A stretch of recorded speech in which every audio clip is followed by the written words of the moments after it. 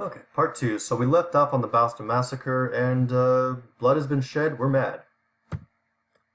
And then England decides, let's go with another law. Let's see what happens. We need to make money. And so in the Tea Act, this one's complicated. The British East India Company had a monopoly on all tea imports, so it's a big famous company we can talk about later. A lot of members of Parliament had shares in the company. They owned part of the company through stocks. And they wanted to make sure that this company was going to last, and they wanted to increase the amount of money that this company was making. Even the king owned part of this company, so he wanted to make sure that his favorite company is going to make money, so he makes money. So under this law, the company is allowed to sell tea directly to the colonies without colonial middlemen. So this actually makes tea cheaper. It decreases the cost of tea. It's not increasing the cost. The problem is, a lot of the people that were selling tea in America, the tea merchants, they get cut out of the business because now you can just buy directly from the company. The middleman is cut out, so Americans will lose jobs here.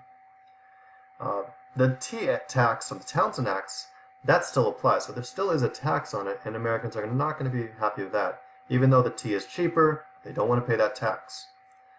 Plus, this would also affect other American smugglers that were bringing in Dutch tea. The Dutch tea wasn't as good, but it was cheaper, so the Americans were buying it almost in protest. And a lot of the Americans saw buying this cheaper tea as still supporting the tax. Even though it made it cheaper, we're not going to go with it. And so we start to kind of spread information about this to the committees of correspondence. So here's Sam Adams with his tiny hands. And it's a group set up to exchange info about British threats to American liberties. So it's this first little way that we spread information saying, hey, this happened in Boston. People died in Boston. Hey, they're messing with our tea. And so it's this information network, this little colonial Twitter where we can quickly spread out information. And after hearing about these problems with the tea, we take it into our own hands. So nobody's buying this tea. It's just sitting in the harbor waiting. And we refuse to even touch this tea. So this there are 3 major ships filled with tea in Boston Harbor. Nobody wants to touch it. Everybody refuses to even bring the tea onto American soil. Until one night, a group of rebel colonists, very likely the Sons of Liberty, they dress up as Indians as a way to disguise, but there's also other reasons as far as why, but mostly it's disguise. They raid 3 major ships, and they dump 18,000 pounds of tea into the harbor. That's the equivalent of about $1 million worth of tea. And that's the King's tea, his company. It's not just in Boston. Boston just is the biggest case. Similar raids against tea ships occur throughout the colonies because nobody wanted to buy the tea, and we just dump it in the harbor. The king is mad. He's just lost $1 million worth of tea, and Boston just keeps going crazy, so he's going to punish Boston with the Intolerable Acts. King George III and Parliament were very angry about it, and so the Americans call it the Intolerable Acts because they are quite intolerable. We're not happy with these things. The king calls them the Coercive Acts. He's trying to coerce or bring back the Americans to calm down. And so it's in 4 parts, these little laws, to really punish and convince the Americans, back off, I'm in charge, get in line. So first thing is he's going to shut down Boston Harbor until they pay the $1 million worth of tea. Boston Harbor is a trading city. Boston makes all this money on trading. If you shut down the harbor, nothing's coming in or out, the store is closed, and they make no money. So it's going to really hurt the city of Boston.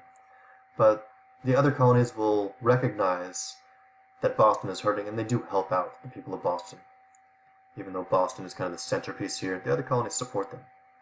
They bring in a new Quartering Act, which allows soldiers to live in any private home. So if the soldiers want to move into your house and sleep in your bed, they can now, as more soldiers are brought into Boston because they keep getting violent. And the Massachusetts Charter is removed and is replaced under martial law. So the official state government of Massachusetts is removed. Their government is dissolved, and now they're under martial law. It's under military rule. And the Massachusetts court system is moved out of the colony. If you break a crime, you have to go to a different state or possibly even all the way to England to face a trial. Another one that's going to make people quite angry is the Quebec Act. Under the French Indian War, all this land is now part of America. But there were still a bunch of French people living in Canada, especially the Quebec region. And we weren't sure what to do with these French people. Whether we could kick them out, leave them there, kill them, we don't know what to do. And so we decide, or at least the king decides, that the 60,000 French people living in Quebec, they will now be citizens of the English Empire. They're going to be allowed to keep their land and stay in Canada. Plus, a lot of these French Canadians are Catholic, and most Americans were not Catholic, so they get really angry when the king decides, all right, we're going to accept all these Catholics to become part of the empire. And there's this animosity, this hatred towards Catholics for a lot of the Americans, so this is another slap in the face for the Americans. Plus, the Americans were hoping to take this land. They were hoping to expand into this area. But no, that's going to go to the French, and we're not too happy about that. So we have a big meeting to kind of discuss this problem of the Intolerable Acts, the first Continental Congress, the first time where we all have this big meeting. The king didn't call on this. We have a big meeting saying, hey, this isn't right. Let's set up a list of complaints. And so we write a big nasty list of complaints saying, hey, here are the problems. We send them over to Parliament, and Parliament says, this is not much. The Americans are complaining over nothing. John Adams pushes Congress to even create a Declaration of Rights, saying, hey, we have certain rights and they're being violated. So we start to see an Enlightenment influence in what these guys are saying. And we get the creation of the Association. And this is a nationwide association to boycott all British goods. So we're not going to participate in your economic system until we have a voice in it.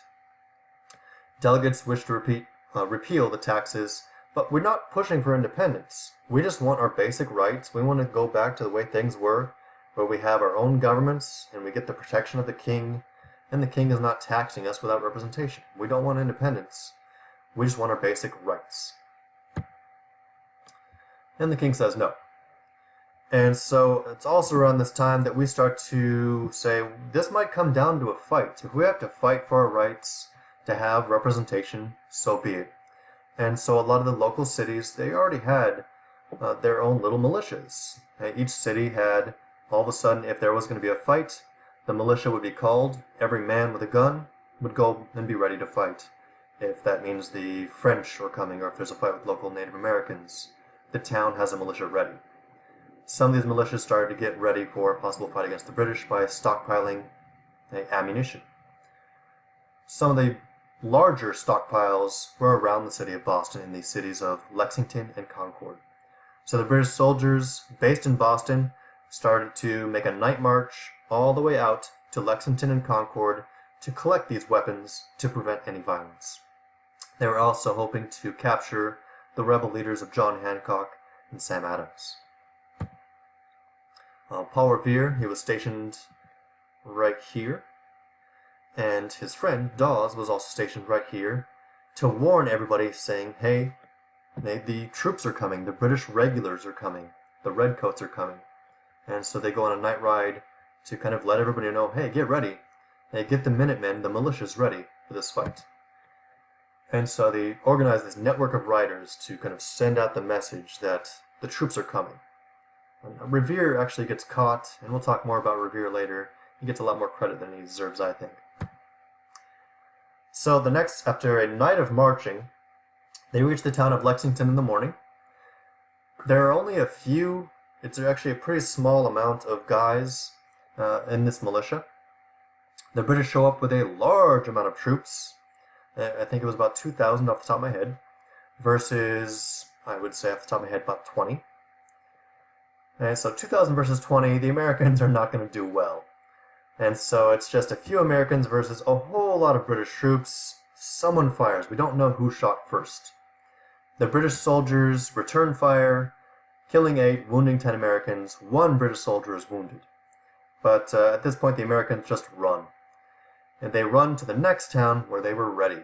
In the town of Concord, there were 3,000 to 4,000 Minutemen versus the 2,000 British. So they attack behind in concealed areas. They do very well. And they chase the English all the way back to Boston. So it's this first battle's very much an American victory. Overall, strengths and weaknesses on both sides. So what's strong about the English? They got more people. So a bigger population, which means they can get more money, and they can have more troops as a result. 7.5 million Britons versus 2.5 million Americans. They have a whole lot more money because they have this big empire. Their navy is massive, the biggest on the planet at that point, and a much bigger army because they could keep stacking onto their army. Their standing army had 50,000 professional soldiers.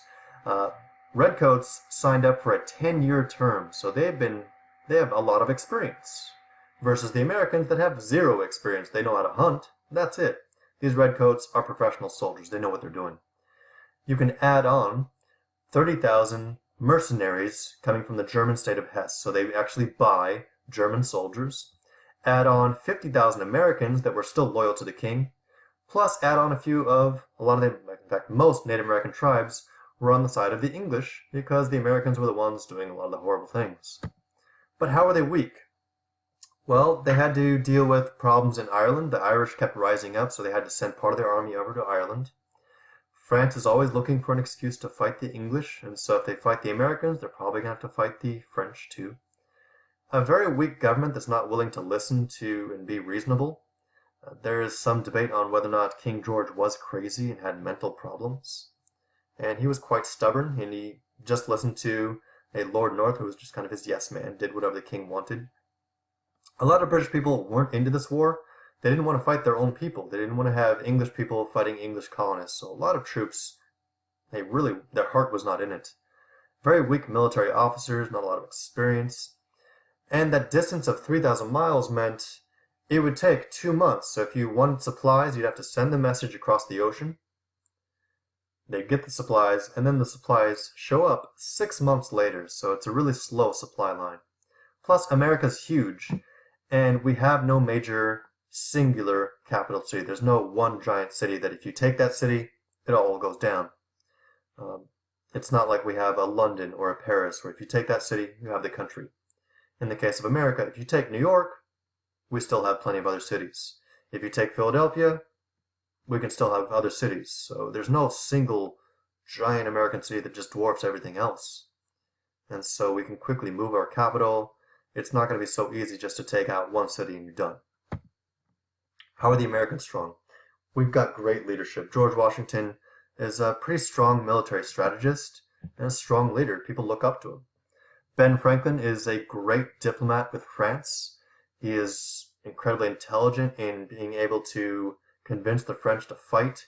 He decides to wear his raccoon hat, and he's a rich guy. He has money, but he's kind of dressing as a poor American farmer to kind of make the French feel bad for him. So he walks around Paris wearing this raccoon hat to kind of as a way to say, hey, we really need your help. We're poor. Look, this guy, he's wearing a raccoon on his head. And then we'll talk about the Marquis de Lafayette as well as another volunteer officer that helps to get the French on our side. We need the French. And once the French start to help us secretly, they send guns, supplies, gunpowder. This helps out a lot. And then once they actually send troops, that's the tipping point. Without the French, it would have been a pretty nasty war. The French really helped to end this war. It's defense. Defense is always easier than offense. In a defensive battle, all you have to do is live. You live, you win. In offensive, it's on you to actually go in and take the land. Defense, you just have to defend the land. Much easier. Plus, we're better, our riflemen are a little bit better marksmen. We have less guns, but we're better at shooting the guns that we have. We have food, and so we don't have to worry about shipping food across the ocean. And we have the moral advantage. We believe in what we're doing. Weaknesses, we're poorly organized. We've never done this before, so we're just kind of winging it. We don't have a plan, kind of like some of you on your essays. Several militias are just thrown together, and this becomes our army. And so these kind of farmers with guns, now it's an army. Very short enlistments. In most cases, you sign up for 1 year. At the end of 1 year, you can go home. And this war it drags on for quite a long time. It's 75 to 83. It's one of our longest wars, and in many cases they had to constantly recruit because at the end of the year, guys would just go home.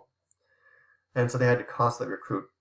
Weapons had to be smuggled in or stolen from British troops. They didn't have enough gun manufacturers in America. Congress was constantly fighting each other. We really were not unified. And to make things worse, we had to come up with an entirely new economic system because we're no longer English. And so Congress started to print a whole lot of this new continental bucks. And so here's one example of these Continental dollars. And to pay their troops, they would pay their troops by just printing out more and more money, resulting in inflation. So prices would go up and the value of these dollars would just go down and down. And it really messed up our economy because we've never done this before. To pay for these troops, we'd also take on loans. And so we'd take loans from foreign governments, especially France. As far as some of the other major leaders that really help us, and there's a lot of good outside influence. We get help from Europe. And so two big examples of help from Europe is the German or Prussian captain Friedrich von Steuben really trains us on how to be an army. He goes to Valley Forge, trains us in our fighting skills. The way that we march is based on what we learned from Friedrich von Steuben. He literally helps to write a book on how to march. And that's the book our military still uses to this day. So we get a lot of help on how to fight from him. He was kicked out of Germany, very likely because he was accused of being gay. And so we brought him over to America. We welcomed him because we needed the help. Another big helper is the Marquis de Lafayette, French military leader, that's going to really help Washington lead in several battles and helps to convince the French to help out. Some other major help, Thaddeus Kosciuszko, Polish military leader. He's really good as an architect. He builds our forts, including West Point, which still stands today as our major military academy. Jean-Baptiste de Rochambeau served as commander-in-chief of the French forces, so again, more outside help. We also get help from the Dutch, the Netherlands. They support the Americans through trading. They're one of the first countries to say, hey, we support you and we'll buy your stuff. And the UK gets angry at them, so we get a couple naval battles when the Dutch decide to help us out and give us money. The Spanish are also here. We don't talk about the Spanish too much, but the Spanish forces will fight the British along their borders. So there are fights in Florida, the Louisiana Territory, there's a battle in St. Louis, and in the Caribbean islands. So anytime that Spain and England got a little too close, Spain and England were fighting, and we're very thankful for that. They also helped to give us some of the money to fund some of our major battles, especially the battle at Yorktown. And then finally, over 5,000 African Americans did fight within the American Army. For a few years, they weren't encouraged or allowed to fight because a lot of the white officers were nervous about giving black troops guns. They were especially nervous about giving slaves guns because there was the fear that this might result in a slave rebellion. And slave rebellion was actually encouraged by the British. Lord Dunmore, the governor of Virginia, the largest colony and the biggest slave colony, issued Dunmore's proclamation, stating that any slave who runs away to join the British Army will be given their freedom. And so this is a much better deal. The Americans were not offering this deal. So 20,000 African Americans joined the British Army. And they serve and they get their freedom. And by the war's end, at least 1,400 African Americans are evacuated to Nova Scotia, Jamaica, and England. So all of them are shipped off to the other English colonies and given their freedom. We'll stop there.